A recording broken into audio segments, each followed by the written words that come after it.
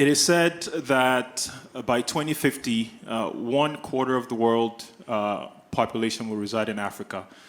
And within Africa, about over 40%, in fact, of those individuals will reside in cities, in urban areas.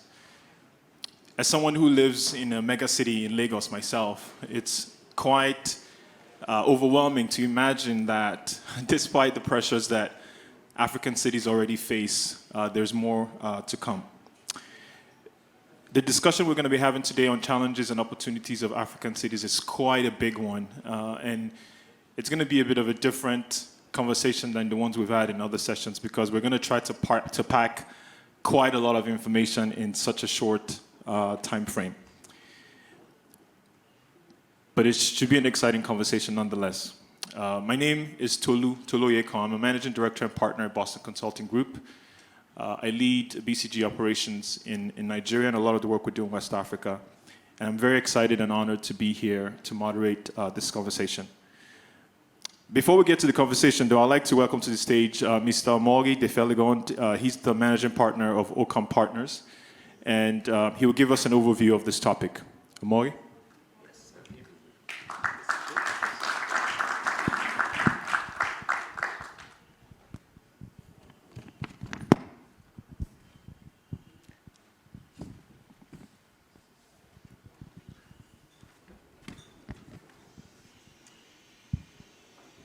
Bonjour, chers amis. Alors, on ne m'a pas donné de pupitre, donc je vais essayer de faire de mon mieux pour gérer mes petites notes et vous donner une courte présentation, un tableau un peu impressionniste sur le thème des villes en Afrique. Donc, j'ai quelques minutes pour une réalité qui, comme vous le savez, est très touffue, très contrastée et finalement d'une ampleur absolument immense. Donc l'idée, c'est de vous communiquer par petites touches quelques données sur ce thème brûlant de l'urbanisation accélérée que connaît le continent. De dégager les défis, mais aussi de parler des opportunités réelles que ce phénomène d'urbanisation va constituer dans les décennies à venir en Afrique. Premier fait que chacun ne connaît peut-être pas, l'Afrique des villes qu'on voit en rouge à gauche, va gagner 900 millions d'habitants en simplement 2 générations, entre 2020 et 2050. Et les urbains vont devenir, à cette date, 2050, majoritaires en Afrique, ce qu'ils ne sont pas encore aujourd'hui, le continent étant encore majoritairement dans les campagnes et pas dans les villes à cette date. 900 millions d'habitants qui vont venir se rajouter dans les villes par croissance naturelle et par l'exode rural, c'est près de 2 fois la population de l'Union européenne dans son ensemble. C'est près de 3 fois la population des États-Unis, pour donner quelques idées. Donc cette population va rejoindre les villes africaines, va peupler les villes africaines, avec tous les défis que cela comporte en termes de logement, en termes de transport, de mobilité, d'éducation, de santé, de sécurité, de congestion des villes qu'on connaît déjà aujourd'hui, mais qu'on connaîtra peut-être encore plus. Deuxième fait, et là c'est à droite de cette diapositive, comme toujours, évidemment, l'Afrique est multiple.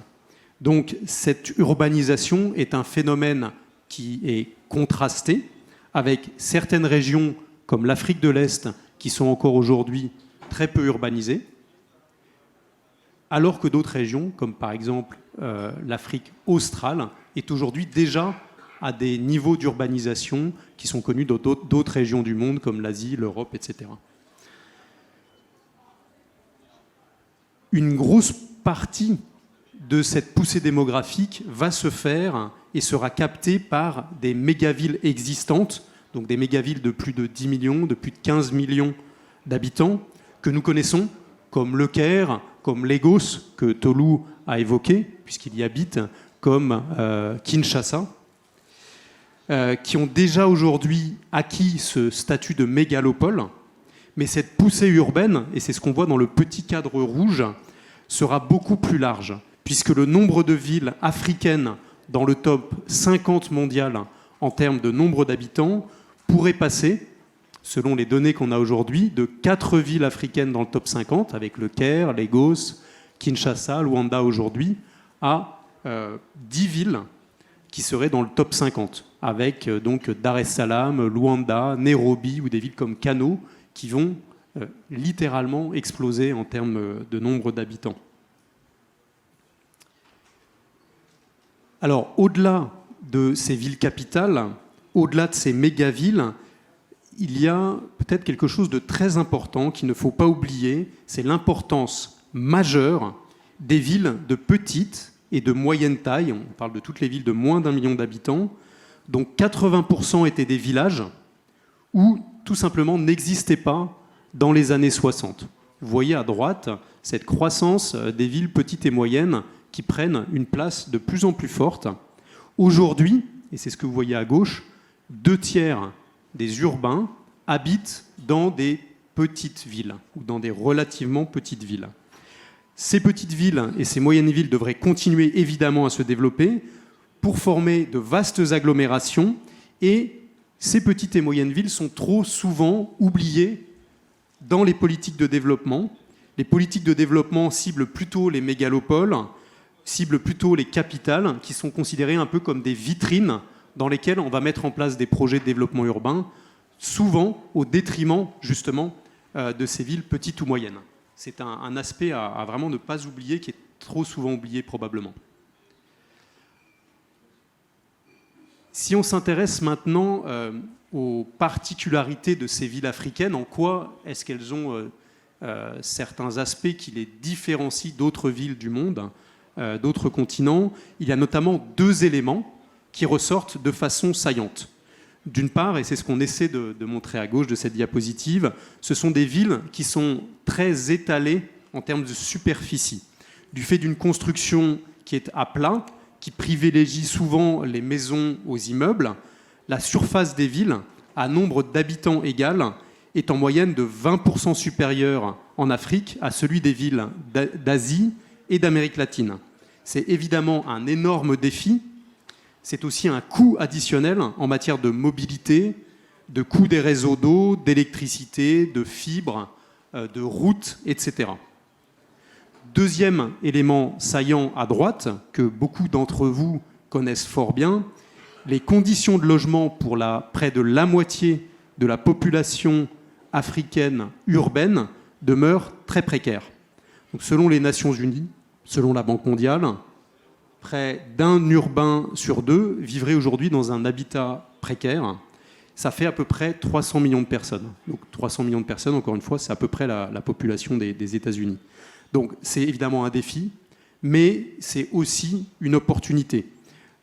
Comme le rappelait M. Diop de la SFI dans son discours d'ouverture hier, la construction d'une maison de bonne qualité, ça représente 5 emplois sur plusieurs mois. Donc c'est aussi une opportunité, bien évidemment.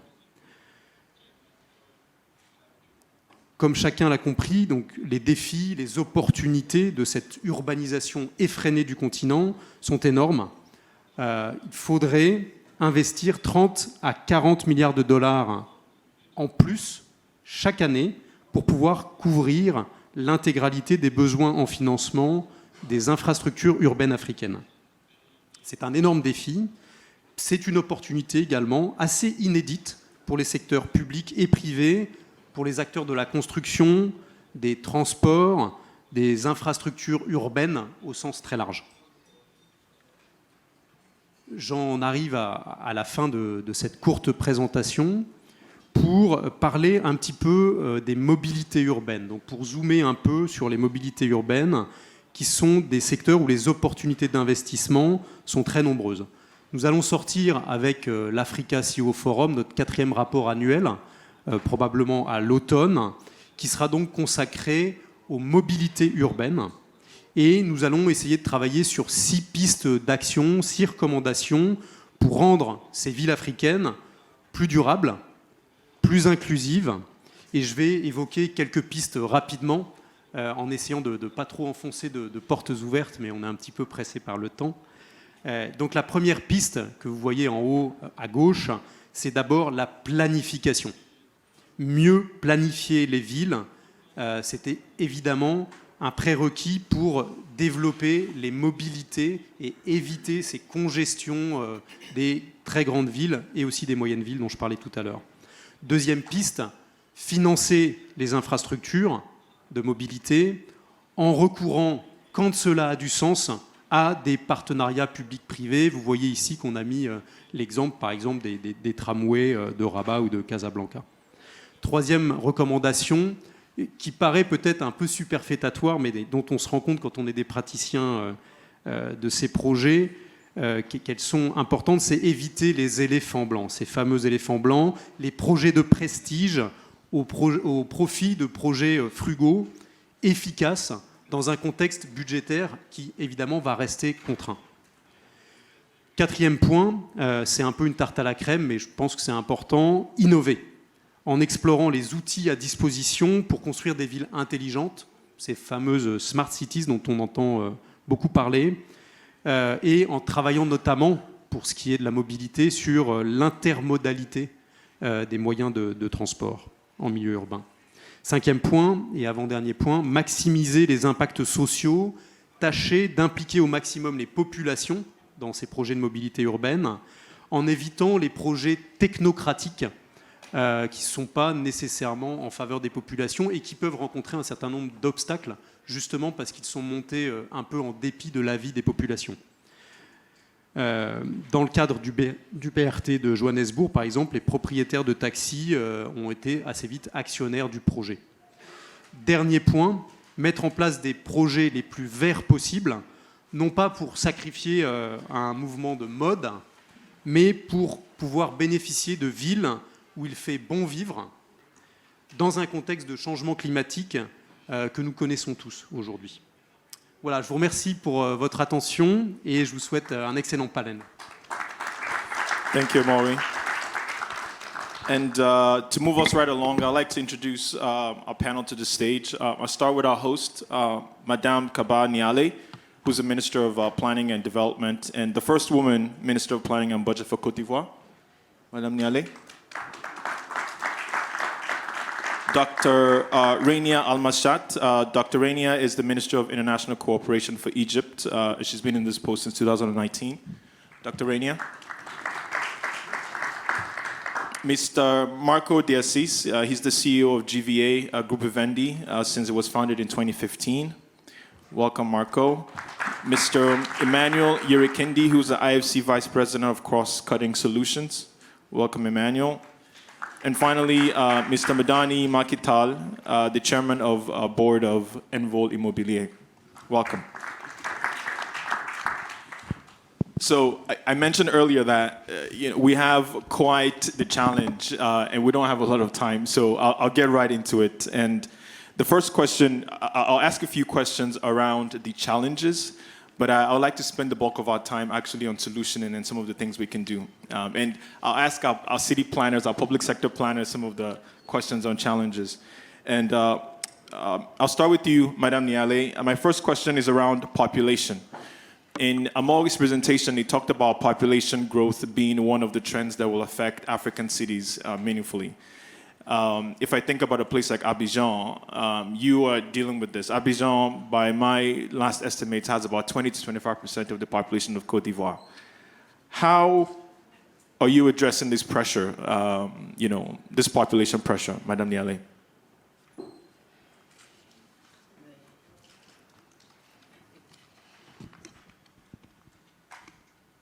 Écoutez, merci beaucoup. Je vais aller également droit au but pour vous aider à gérer le temps. Allô.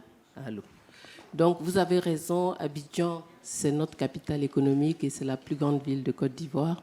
Elle fait face également, comme beaucoup de grandes capitales africaines, donc à cette forte démographie. Abidjan concentre effectivement à peu près, on vient de finir le recensement de la population, ce n'est pas officiel, mais autour de 22% de la population en Côte d'Ivoire. Donc c'est grand et Abidjan a une densité qui est 30 fois supérieure à la moyenne nationale. C'est beaucoup. C'est une forte concentration de population sur une surface et ça a bien sûr des implications que vous avez dit et que je voulais ici rappeler, des implications en termes de mobilité, des implications en termes de sécurité, des implications en termes de disponibilité d'un certain nombre de services sociaux, l'eau, l'électricité, en termes d'assainissement également donc, et de salubrité. Qu'est-ce que nous avons comme solution? Bien sûr, des solutions que nous améliorons dans le temps. La mobilité à Abidjan est un grand défi. Je pense que ceux qui sont là depuis quelques jours ont dû s'en rendre compte. Nous avons également opté pour plusieurs modes de transport multimodal. Abidjan a depuis plusieurs décennies un service de bus qui dessert toutes les communes. Et récemment, donc, on a mis à jour le parc des bus qu'il faut savoir entretenir et renouveler et faire en sorte donc qu'ils transportent la population de façon sécurisée en nombre suffisant. Bien sûr, il s'est complété, ça c'est une initiative de l'État, mais nous avons le secteur privé qui est très actif pour apporter des solutions. Nous avons des mini-cars qu'on appelle des Gbaka, qui sont des transports collectifs intercommunaux et qui sont également complétés par des taxis. Alors à Abidjan, vous avez deux types de taxis. Les taxis rouges que tout le monde prend et on a à l'intérieur, là c'est cette fois-ci des taxis communaux pour pouvoir justement ne pas en rajouter à la difficulté de circulation, qui sont des taxis collectifs qu'on appelle des woro-woro, qui sont là depuis encore plusieurs décennies et qui, à l'intérieur des communes, aident à faciliter la mobilité. Depuis quelques années, nous avons le transport fluvial. Vous avez vu que nous avons cette belle lagune qui traverse la ville et qui va au-delà, qui relie des villages. Donc, on a développé un système de transport fluvial, d'abord avec l'État, ensuite maintenant avec des opérateurs privés qui se sont ajoutés pour accroître l'offre. Ce n'est pas suffisant et nous sommes en train de travailler sur le métro d'Abidjan qu'on attend avec beaucoup de plaisir. Au-delà de ça, vous avez parlé des logements, c'est un grand défi. On estimait en 2011 qu'il y avait un besoin en stock de 400 000 habitants, auquel s'ajoute annuellement un besoin de 400 000 logements, auquel s'ajoute annuellement un besoin de 50 000 logements. Alors, notre capacité à produire, malgré les initiatives, on a mis en place un programme présidentiel de logements sociaux avec des défis fonciers, avec des défis également de mise à disposition d'un aménagement minimum, les VRD, pour que les opérateurs puissent opérer dans un certain cadre. Ça a amélioré la fourniture. En 2011, j'étais le ministre du Logement lorsque j'ai commencé à négocier avec Mme Ital pour qu'il puisse nous accompagner sur les questions de financement hypothécaire. Mais le modèle s'est beaucoup amélioré. L'État arrive donc à agréer des opérateurs privés. Il arrive à accompagner, on améliore certains acquéreurs et il y a un modèle de production de logements sociaux qui se met en place avec ces opérateurs agréés sur des espaces où l'État peut apporter également de l'aménagement foncier. Bien entendu, la question du financement est toujours d'actualité. Je me réjouis que M. IFT, il en a parlé hier à la cérémonie d'ouverture et je souhaite vivement que cela aboutisse parce que la question du logement va avec la question de la salubrité. Il faut pouvoir offrir à nos populations de la salubrité. Il faut également pouvoir leur offrir de la santé de façon adéquate. Et ce n'est pas facile parce que lorsque les villes s'étendent, en général, vous avez tous ces quartiers qui grandissent autour de nos villes et qui précèdent les infrastructures. Et ça accroît d'autant le coût des infrastructures. L'État est toujours en train de courir après la mise à disposition des infrastructures lorsque les populations se sont installées. Il y a un défi de planification que nous avons donc avec les différentes collectivités. Et je pense que nous sommes, la Côte d'Ivoire, en train de faire un grand pas avec ce projet d'aménagement du grand urbain. Vous savez que nous sommes en train de faire une ceinture autour de la ville d'Abidjan. Donc, à la fois la ceinture, le métro, le transport multimodal, toutes choses sur lesquelles nous travaillons avec nos bailleurs de fonds, et je voudrais les remercier. Well, thank you very much, Madam Minister, for providing us an end-to-end view and also correcting my stats there. Really, really appreciate it. Where we don't have a lot of time, so maybe everyone gives an end-to-end perspective as they go through. Dr. Rainey, I'd like to come to you.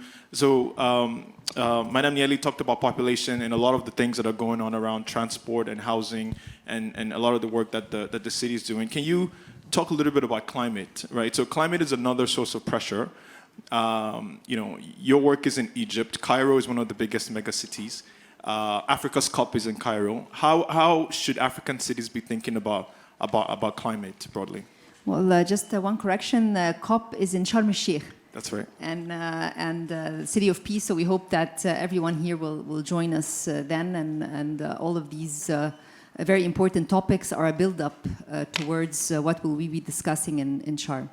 Let me just mention that when we think about climate and development, we should not be thinking about them separately. They come hand in hand. And as countries are putting together the implementation of their Vision 2030 and their climate strategies, which every country is very much working on, as countries are also formulating their NDCs based on the outcomes of Glasgow, which needs to be coming together by September, the challenge of cities' infrastructure, and let me put it under the title of sustainable infrastructure, as the presentation showed, becomes extremely important. And by not divorcing climate from development, we are able to have a more agreeable discussion, in the sense that all stakeholders can play a role, and all stakeholders need to report what they're doing on climate, but it's also part of every country's development. So I think this is just a distinction or an overarching point I would like to make. When we think about sustainable infrastructure and how it relates to mega cities, you're talking about sustainable transport, as the Honorable Minister mentioned. If we're talking about metro lines, if we're talking about monorails, if we're talking about bullet trains, if we're talking about railways that do not use coal but are using electricity, all of these are very, very important development projects for the public, connectivity, for private sector engagement, but also they're very climate friendly.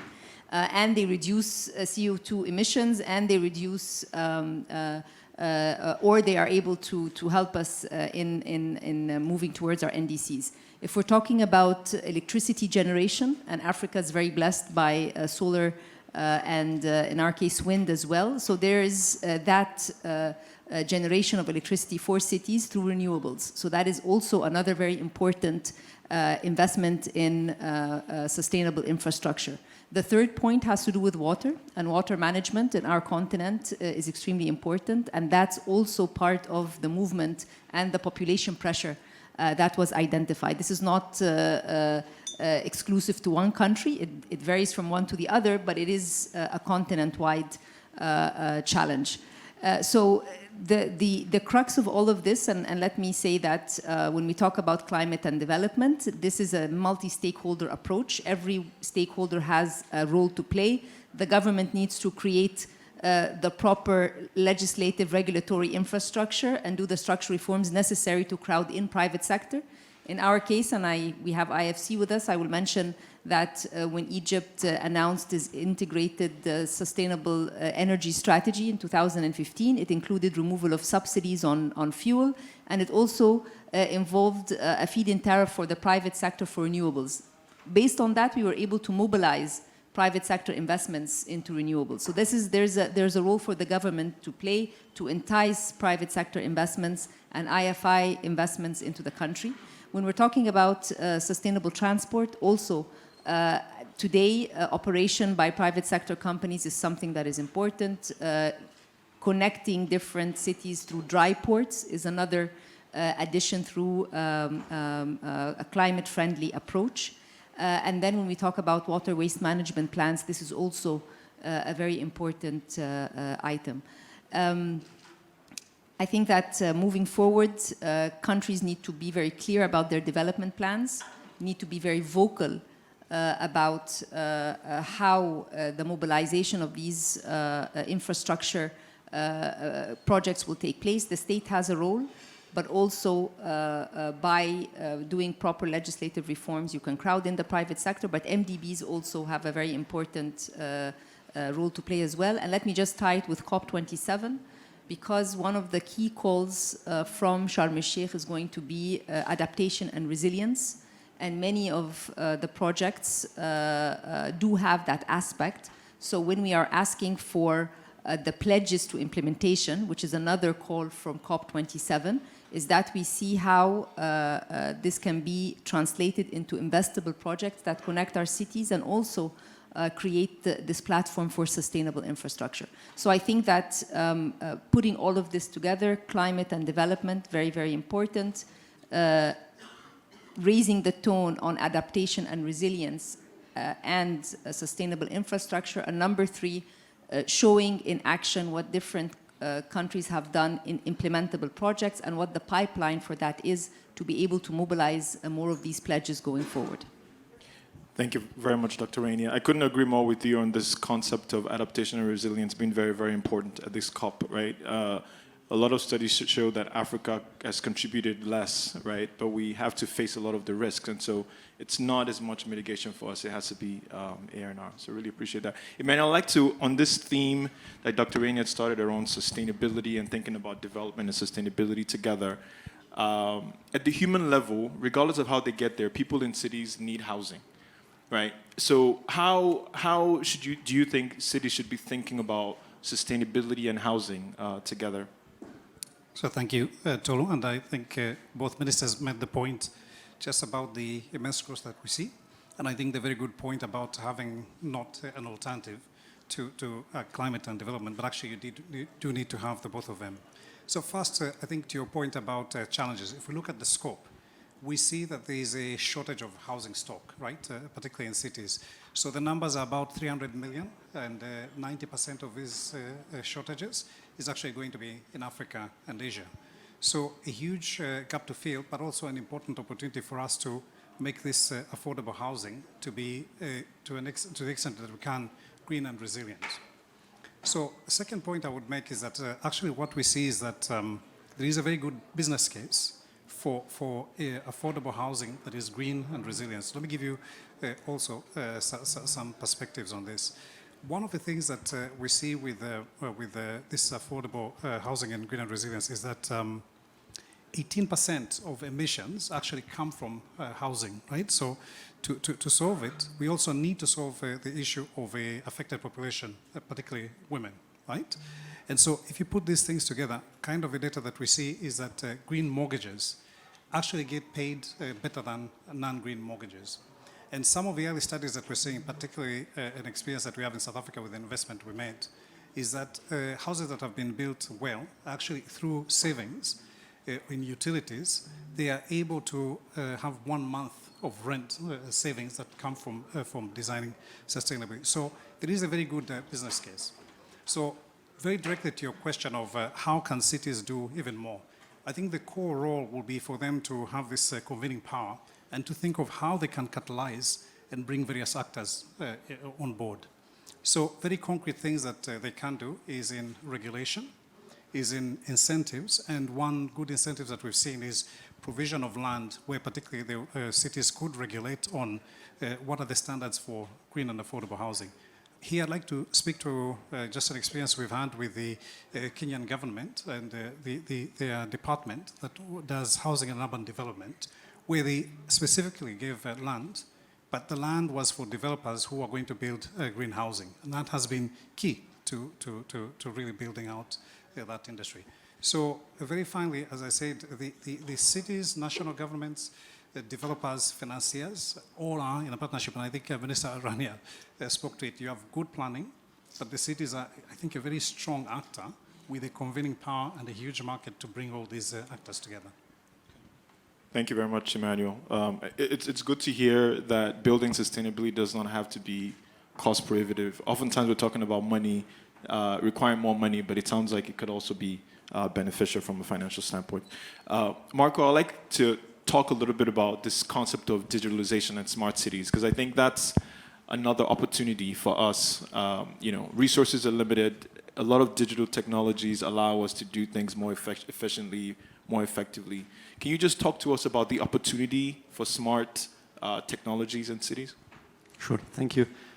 Indeed, we have been speaking about how improve things.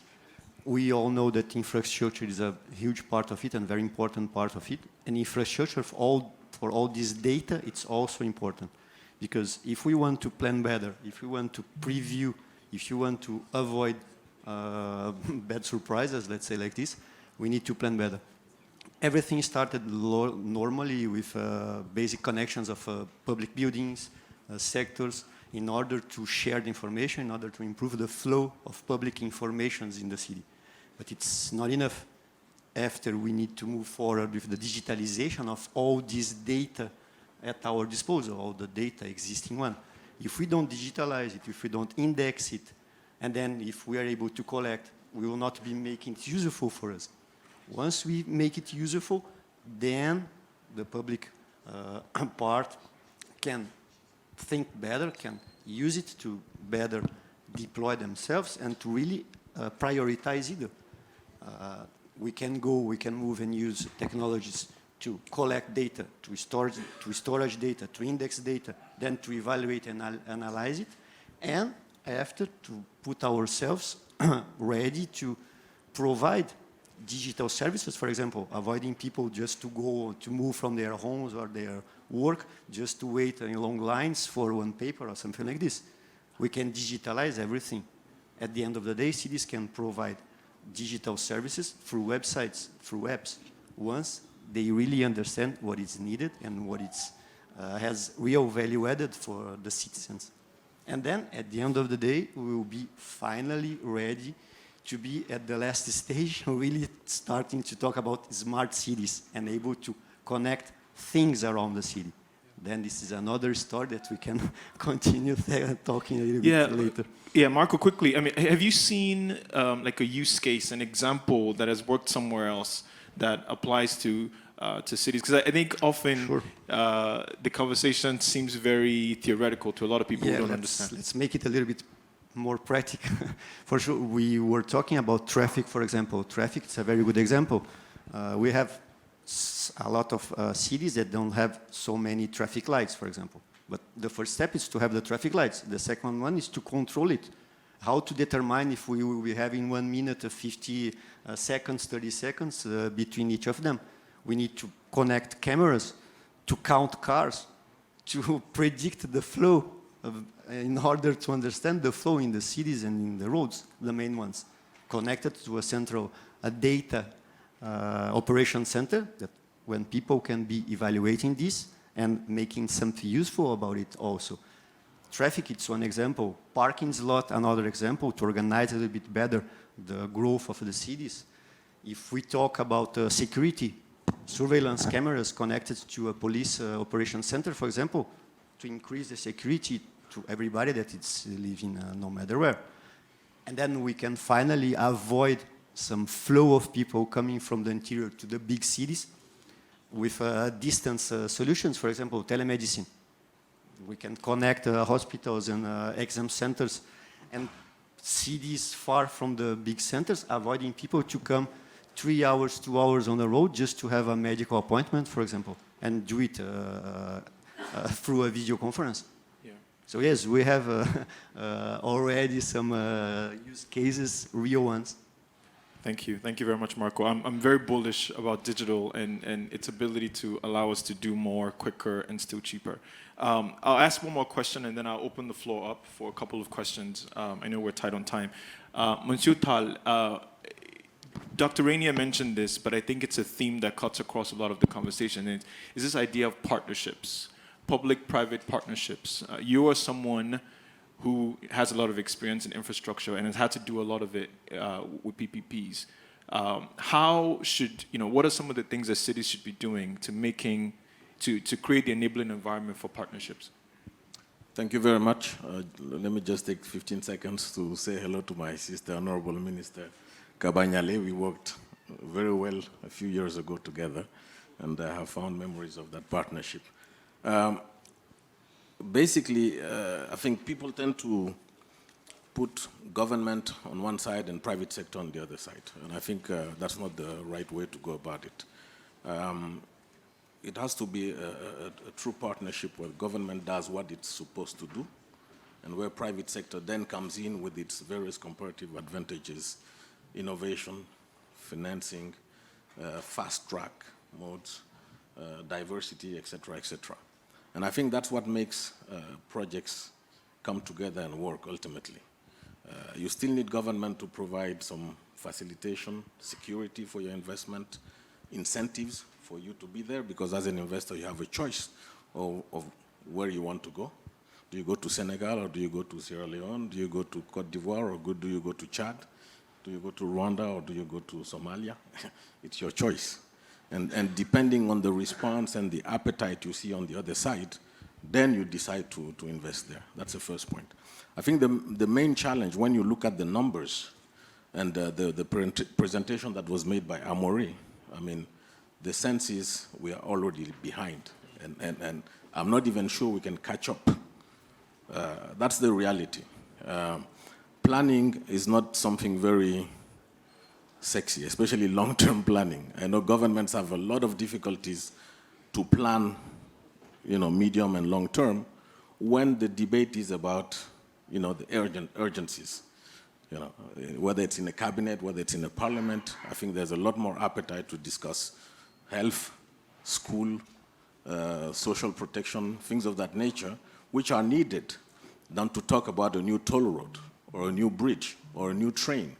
And that's the reality. But unless we talk about these things and then decide how we're going to do them with private sector, I think we're going to be in a lot of trouble. The other thing is, I think we don't talk about enough, is secondary city development. I don't think we're ever going to be able to catch up with the level of investment that is needed to make our cities, big cities, more functional. No matter how much private sector investment you bring in, unless you develop secondary cities. In Cote d'Ivoire, they have a very nice program called Prissy. In Senegal, they have Promoville. I think this is the beginning of the answer to keep people from moving to Dakar or keep people from moving to Abidjan. You're not going to have enough buses in Abidjan if everybody keeps coming to Abidjan.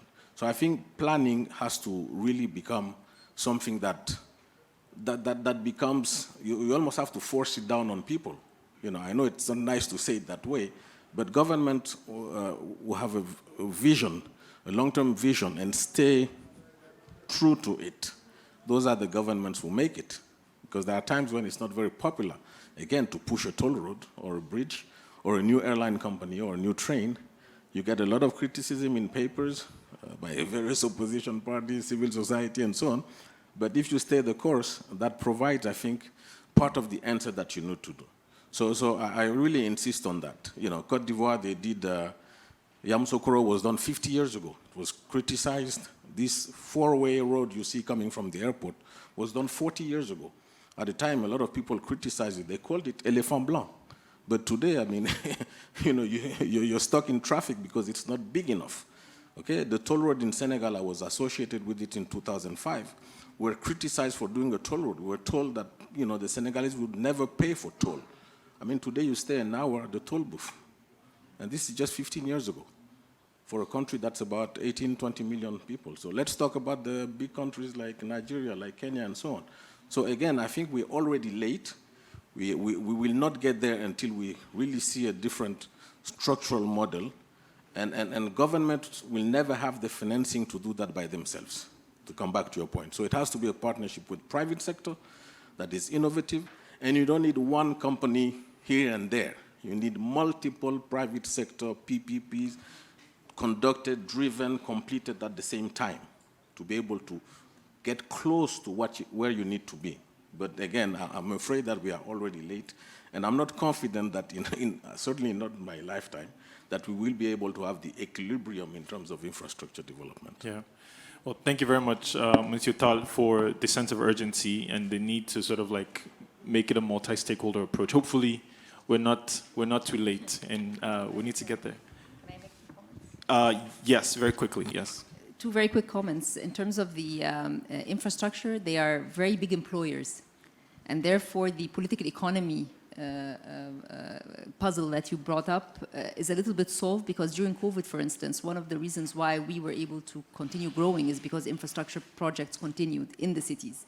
So that's one. The second, as governments are trying to diversify their financing, green bonds become very important. So many of the sustainable infrastructure projects can be packaged. In our case, we were the first country in Africa and the Middle East to issue a green bond in 2021, and it was based on many of the projects for megacities, the metro, the water waste management plants, and other green infrastructure projects related to megacities.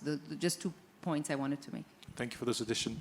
I'll open the floor up 1 minute quickly for a round of questions. Are there any questions in the room on this topic, which I realize we didn't get to unpack fully, but hopefully, stimulated some of us in the room? Questions? Yes.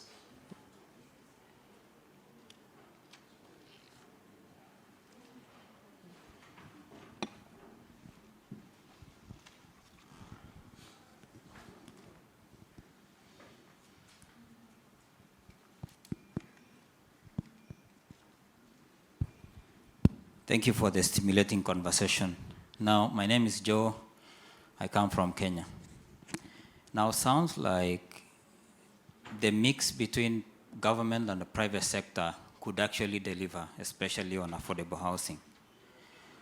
However, when you look at private sector is keen on return, and in most cases, big return. So how do you create a solution that can actually create a more sustainable impact in the cities, in housing, that involves the private sector, considering the need for high returns that the private sector tend to go for? Thank you very much. Other questions?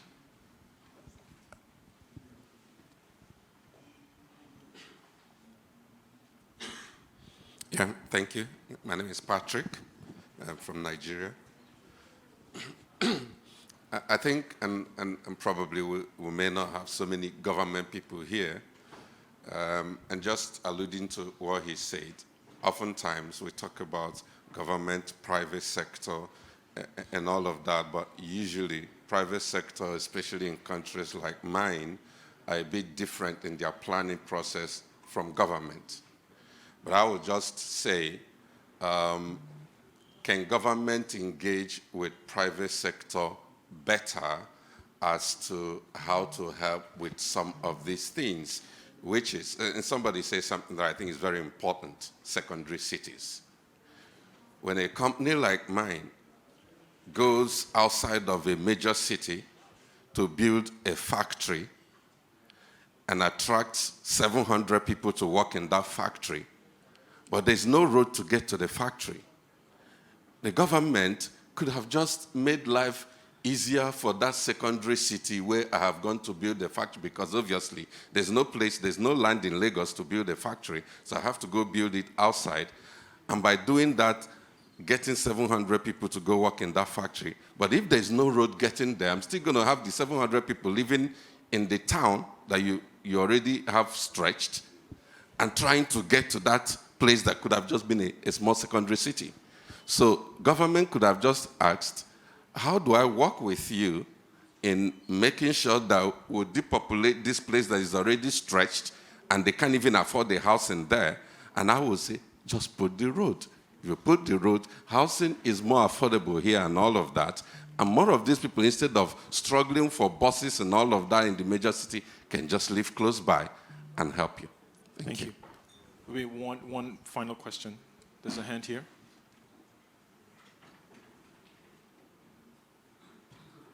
Can I ask that we keep the questions 20 seconds? Thank you very much. My name is Chinedu. I'm from Anderson, Nigeria. I think there has been an agreement for a while now that the way forward is PPPs, government partnering with private sectors.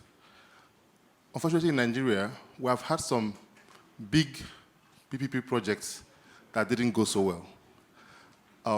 They were supposed to be that the landmark that when they happen, like the Lekki Road, I'm sure you know what I'm talking about.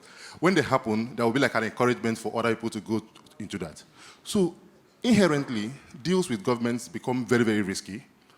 I heard they talk about long-term planning, but then when government changes every 4 years or every 8 years at the maximum, different interests come in. So nobody wants to really commit to for the next 30 years, next 20 years. I think that is the biggest problem. How do you de-risk such big projects so that private sector can really invest for the long term? Thank you very much. I think we'll keep it there. Can I ask Emmanuel, you take the question on housing, Monsieur Tali take the question on PPPs, and you take the question on partnerships. And I think this would be our last set of comments because we're at time. So I would also ask that as we go around, maybe we'll start with you actually. As you answer your question, let's also talk about what are you hopeful about? What makes you hopeful about African cities? And we could just go down the room, answer a question, and just talk about what makes you hopeful about the future of African cities? And maybe we'll start with you, Monsieur Tal. I think the point made by the last speaker there is a critical point. Unless you have some visibility, some institutional stability, some predictability in terms of where the country wants to go, it's very difficult to entice private sector to come in with major projects and major investment on which they share some of the risk, again the financial risk and so it's a good point, and I think that's why it's very difficult to do PPPs everywhere, and that's why we don't go everywhere. We go into countries where there's some predictability, where there's some visibility, where there's a stable government, where the next election is going to be smooth, etc., etc. Because most PPP projects, you're talking about the duration of 8 to 15 years, sometimes more. So clearly you don't go to a place where you think that in the next 4 years there'll be a different cabinet and you've negotiated with the previous one, you've engaged your company, your shareholders, and so on. So it's a good point. I think if countries really want to go into long-term project development, infrastructure development, then I think the onus is on them. And when I say on them, it's on governments, it's on citizens, it's on civil society, it's on opposition parties to make sure there is some clarity about where the country wants to go overall. Otherwise, it's you just go next door. That's the reality. Hopeful. If I can just complete, because I'm fully aligned. The point is PPP, of course, it's one solution, but not the only one. But at the end of the day, the problems are the same. So it's just like talking about a soccer game. We love soccer in my country. So in order to have a good game, we need to have the rules, we need to have the field to play. So there's the public sector as a whole. So if they can be able to have a clear framework, legal one, clear rules to play, what we can do, what cannot, and the referee, an independent one, to be sure that all the rules are the same for nobody, for no matter who. So then it's for the private sectors to do their job, to play the game. So it's exactly the same situation. It's exactly the same for the roads that our colleague was mentioning. For us, are the backbones to go out from the big cities, the megapolis, to the medium and small cities inland, for example. PPP is very good for landing stations and submarine cables, huge investments long terms. But we work also in the infrastructure, fiber optics infrastructure, but metropolitan ones. We just need to be secured. We just need good rules and clear ones, and then we can play the game because we know what to do. Long-term basis also. Are you hopeful? Yes, for sure, because it's coming more and more a reality all over. We started in 2015. We was founded in 2015. Our first operation was launched at the end of 2017. We saw already a huge changement in this aspect, following this good path. I think we skipped Emmanuel. Do you want to quickly, and then we'll get to our ministers? Yeah, I think very quickly to Joe's question. I think I alluded to it earlier in my first part. I do think the point about cities in particular and central government being catalytic in creating markets in particularly affordable housing, right? There's a lot of tools that they have. So I think Minister talked about clarity of country policy, and then I mentioned the importance of having a good regulation, good incentives. Some incentives I mentioned come from Joe's own country in Kenya, where they've provided land, provided that whatever is built on that land is built to good, I would say, regulations, and what is built is also green. So the piece where government is clear in driving policy, I think is very important. And then the general point, I think, which is being made also about making the cost of infrastructure come down. There's a lot about government investing in infrastructure, and government co-investing, which I think Madani mentioned. And here the role of blended finance, the government possibly bring softer finance and commercial finance is something that can be done.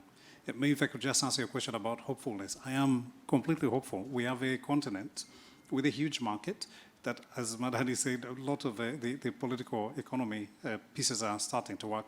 And there's a lot of capital that wants to come in, and particularly the right capital. Minister Rania talked about the initiatives with green bonds. We see the innovation. And so I think it's really a hopeful space.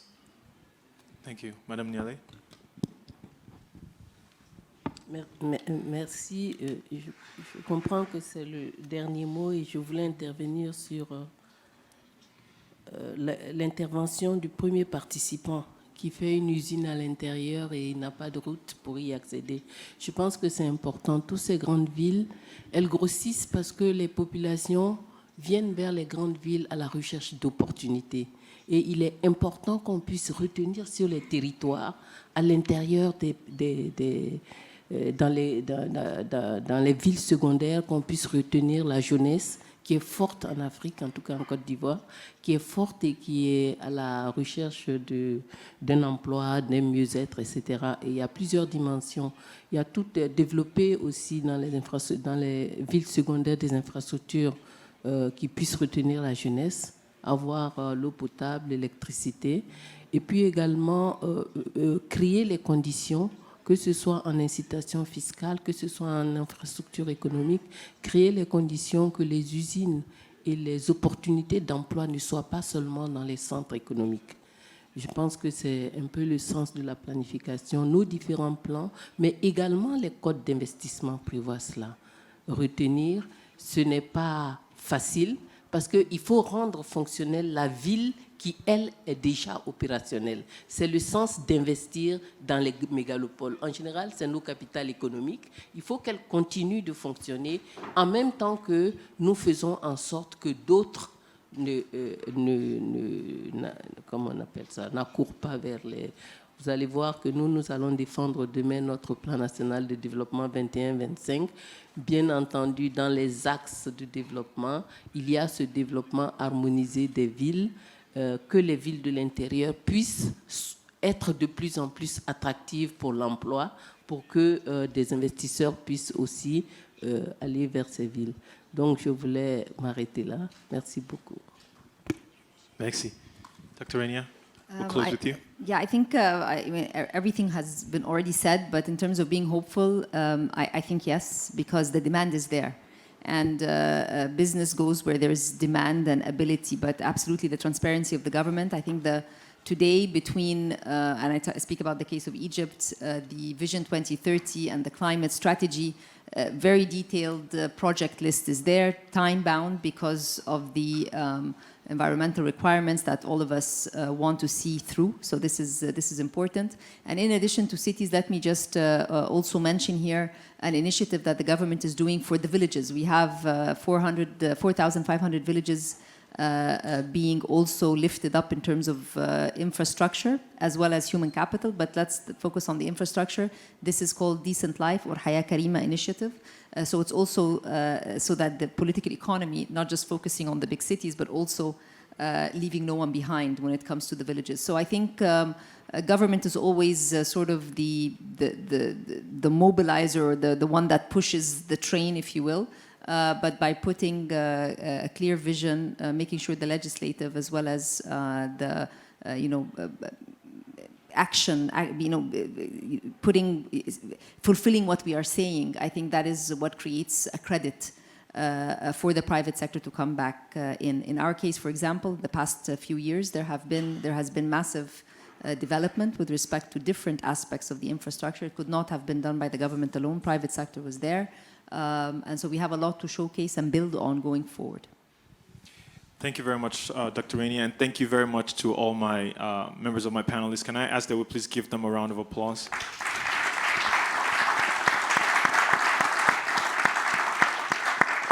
As we said at the very beginning, this is such a big topic that we could not have, fully unpacked. But thank you for taking the time and, asking some great questions. Have a good rest of your day.